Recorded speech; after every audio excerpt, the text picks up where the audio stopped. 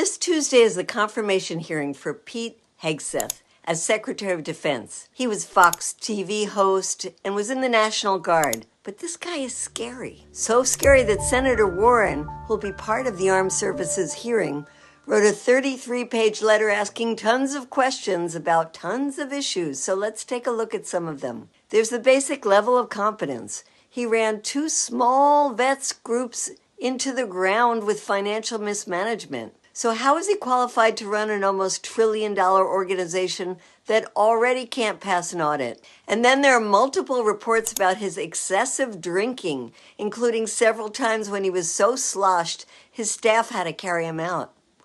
And there's allegations of sexual assault. You might have heard about the case where he paid a settlement to a woman who accused him of assault. But like Trump, there are many allegations. He's also said that women in the military shouldn't be in combat, although he's since walked that back. And he says that any discussions about transgender issues in the military is trans lunacy. He hates DEI, diversity, equity, and inclusion.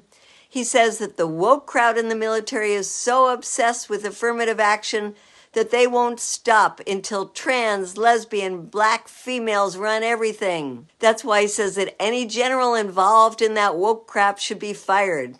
Something he would, of course, have the power to do. As someone being asked to run an agency that's supposed to be apolitical, he sure got it out for what he calls the left, which I think he means Democrats. He called the American left an existential threat to freedom and says that our fate relies on exorcising the leftist specter dominating education, religion, and culture. He thinks it's just fine to use the military to suppress protests here at home, but I think he was thinking about Black Lives Matter protests, because when it comes to the January 6th crowd, he says they were patriots who love our country. And then there's his support for war crimes and torture. He pushed Trump to pardon servicemen convicted of war crimes, and he praised waterboarding as an effective technique that Congress should never have banned. He says the U.S. should not have to follow international laws like the Geneva Conventions. America should fight by its own rules, he says, or lack of them. And what about those wild tattoos? Have you seen them? One is a cross with 4 smaller ones in the corners, and the other is on his bicep, and it has the words Deus Vult, which is Latin for God wills it. Both harken back to the Crusades. Deus Vult was the battle cry to take back the Holy Land and slaughter Muslims.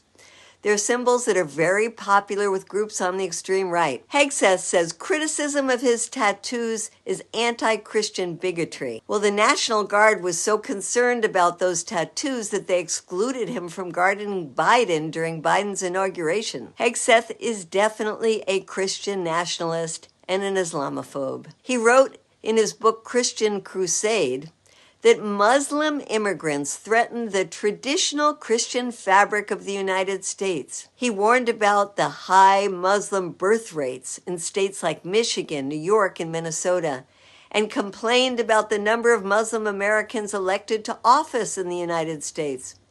Oh, he also complained about the popularity of the name Mohammed. Thanks to what he calls the unholy alliance between Islamists and leftists, who he says naively believe that Islam is a religion of peace, Muslims are gaining a foothold in our country. Oh, and one more thing. He's also a Christian Zionist. On Israel, he says, open up your Bible. God granted Abraham this land thousands of years ago. But Arabs and Muslims have been trying to erase Jewish ties to Jerusalem and make it look like Jews were never there. And poor Israel has had to fight defensive war after defensive war just to exist. Really? I think it's the other way around, Pete. As he concludes in his book, Christian Crusade, our present moment is much like the 11th century. We don't want to fight, but like our fellow Christians 1,000 years ago, we must. Arm yourself, he says, metaphorically, intellectually, physically. Our fight is not with guns yet. Well, thank goodness he said our fight is not with guns yet. But don't be too relieved. Elsewhere, when talking about the left, He said that people have to get even more proactive against the left. If you don't own a gun, he said, buy one, train to use it, and then buy more.